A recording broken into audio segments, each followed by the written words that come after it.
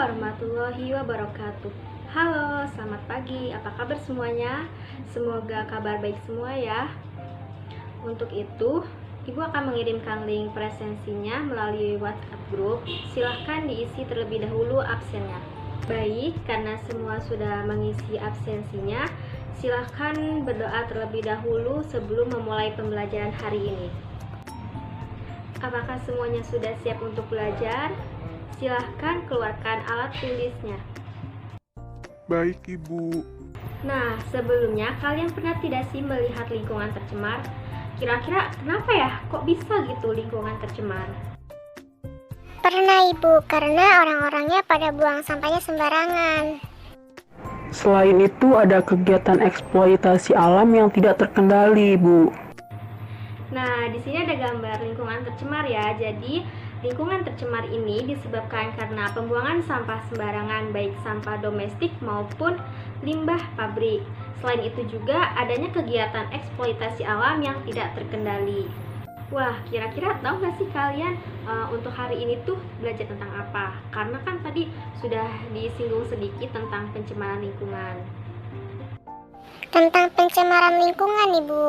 Ya benar ya, jadi materi hari ini itu masih ada kaitannya dengan pencemaran lingkungan. Akan tetapi tema pembelajaran hari ini yaitu kawasan ikan larangan di suku Minangkabau.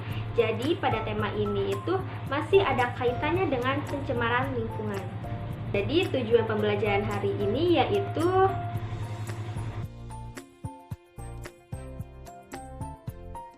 ada yang tahu nggak sih gambar di atas ini tuh gambar apa?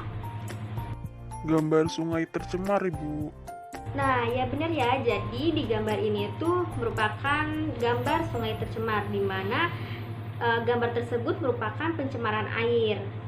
Kira-kira ada nggak sih zat unsur kimianya kalau di pencemaran air tersebut? Menurut saya ada, Bu. Contohnya itu kayak besi. Nah, ya benar ya. Jadi sungai tercemar itu pasti adanya zat unsur kimia. Materi adalah sesuatu yang mempunyai massa dan menempati ruang. Materi ini berdasarkan wujudnya dibagikan menjadi 3 kelompok. Yang pertama itu zat padat, yang kedua zat cair, dan yang ketiga ada zat gas. Dari masing-masing ini ada contohnya. Kalau zat padat ini contohnya seperti besi, terus emas atau perak, kemudian ada seng. Nah, kalau zat cair itu contohnya seperti bensin, terus air, kemudian minyak goreng dan sebagainya. Kalau zat gas itu contohnya seperti debu, kemudian asap dan sebagainya. Selanjutnya ada unsur. Unsur adalah zat tunggal yang tidak dapat diuraikan lagi menjadi yang lebih sederhana. Nah, unsur ini terbagi menjadi 3 kelompok juga. Yang pertama ada unsur logam, yang kedua unsur non-logam, dan yang ketiga unsur semi-logam. Nah, unsur logam ini memiliki sifat yang pertama dia itu putih mengkilap, yang kedua titik leburnya rendah, dan yang ketiga dapat menghantarkan arus listrik yang baik. Nah, contoh dari unsur logam itu ada besi, seng, tembaga, dan sebagainya. Unsur non-logam itu memiliki sifat tidak mengkilap, yang kedua tidak dapat menghantarkan arus listrik yang baik. Nah, contoh dari unsur non-logam itu seperti fluor dan yodium. Kalau semi-logam itu dia memiliki sifat antara unsur logam dan unsur non-logam. Contohnya itu seperti silikon dan germanium. Nah, di sini Ibu memberikan 2 gambar. Yang pertama ada gambar kawasan ikan larangan di Sumatera Barat atau di suku Minangkabau. Yang kedua ada gambar sungai tercemar. Nah, menurut kalian ada nggak sih keterkaitan antara 2 gambar tersebut? Ada, Ibu. Jadi kalau yang di kawasan ikan larangan itu sungainya sangat asri, terus juga tidak terlihat terjadinya lingkungan tercemar. Kalau sungai akibat limbah pabrik itu mah, jadi si sungainya itu menjadi kotor sehingga nantinya itu akan menimbulkan pencemaran lingkungan, Ibu. Nah, di sini kan ada gambar kawasan ikan larangan. Nah, di mana kawasan ikan larangan ini merupakan salah satu situs kearifan lokal yang terdapat di Sumatera Barat, khususnya di suku Minangkabau, di mana kawasan ini masyarakat setempat menetapkan sebagai kawasan perairan berupa sungai sebagai daerah terlarang untuk diambil ikan dan biota lainnya, karena ini tuh sudah sesuai dengan batas dan waktu yang telah ditetapkan. Tak hanya itu, jadi kawasan ikan larangan ini memiliki aturan yang mengikat, baik aturan adat maupun aturan pemerintahnya. Kalau gambar yang ini merupakan sungai tercemar akibat limbah industri. Air limbah industri ini cenderung mengandung zat yang berbahaya. Oleh karena itu, kita harus mencegahnya agar tidak membuang limbah ke sungai. Jenis limbah yang berasal dari industri ini dapat berupa limbah organik yang berbau, seperti limbah pabrik tekstil atau limbah pabrik kertas. Selain itu juga ada limbah yang anorganik, berupa cairan panas, berbuih dan berwarna, serta mengandung asam belerang yang berbau menyengat. Seperti limbah pabrik baja, limbah pabrik emas, limbah pabrik cat, dan sebagainya. Jika limbah industri ini dibuang langsung ke sungai, maka akan menimbulkan pencemaran air sehingga akan merusaknya organisme di dalam ekosistem tersebut. Limbah industri yang berupa logam berat yang sering dialirkan ke sungai atau dibuang ke sungai langsung, sehingga sungai tersebut akan tercemar.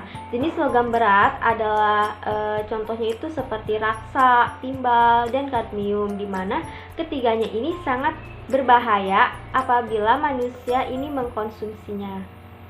Nah, itu saja yang dapat Ibu sampaikan. Apakah ada yang ingin menarik kesimpulan pada pembelajaran hari ini? Silakan. Ya Bu, saya ingin menyimpulkan pembelajaran hari ini. Jadi, kawasan ikan larangan merupakan salah satu situs kearifan lokal yang terdapat di Sumatera Barat. Kawasan ini sangat dilarang untuk diambil ikan dan biota lainnya sehingga ekosistem tetap terjaga. Akan tetapi, sungai yang tercemar akibat limbah pabrik sangat berdampak pada ekosistem perairan. Sungai yang tercemar akibat limbah pabrik pasti adanya unsur-unsur kimia seperti jenis logam berat, yaitu raksa, timbal, dan kadmium, di mana ketiganya ini sangat berbahaya bagi manusia apabila mengkonsumsinya. Ya, jadi benar ya yang tadi telah disebutkan bahwa kesimpulan pembelajaran hari ini yaitu kawasan ikan larangan merupakan salah satu situs kearifan lokal yang terdapat di Sumatera Barat, khususnya di suku Minangkabau. Nah, kawasan ini tuh sangat dilarang untuk diambil ikan dan biota lainnya sehingga ekosistemnya tetap terjaga.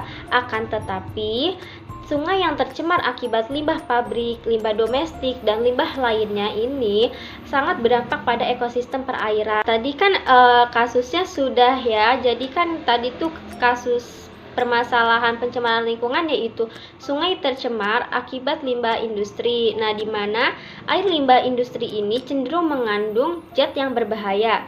Jenis limbah industri ini terdiri dari limbah organik maupun anorganik. Nah, sungai yang tercemar akibat limbah industri pastinya ada unsur-unsur kimia seperti jenis logam berat, yaitu raksa, timbal, dan kadmium, di mana ketiganya ini sangat berbahaya apabila dikonsumsi oleh manusia.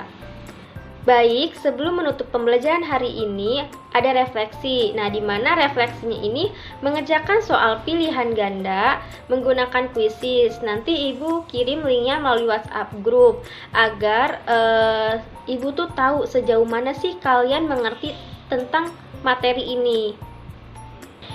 Ibu beri waktu selama 5 menit untuk mengerjakan soalnya. Baik, Bu. Baik, waktu pengerjaan soal sudah habis ya. Baik, sebelum menutup pembelajaran hari ini, Ibu akan memberikan sedikit penguatan tentang materi ini. Jadi, kawasan ikan larangan merupakan salah satu situs kearifan lokal yang terdapat di Sumatera Barat, khususnya di suku Minangkabau. Nah, kawasan ini sangat dilarang untuk diambil ikan dan biota lainnya sehingga ekosistemnya tetap terjaga. Akan tetapi, jika lingkungan sekitar tercemar, maka lingkungan tersebut adanya unsur-unsur kimia, baik unsur logam, unsur non-logam, dan unsur semi logam, sehingga dapat merusak atau musnahnya organisme dalam ekosistem tersebut. Maka dari itu, mulai sekarang kita harus menjaga lingkungan sekitar agar tidak terjadinya pencemaran lingkungan.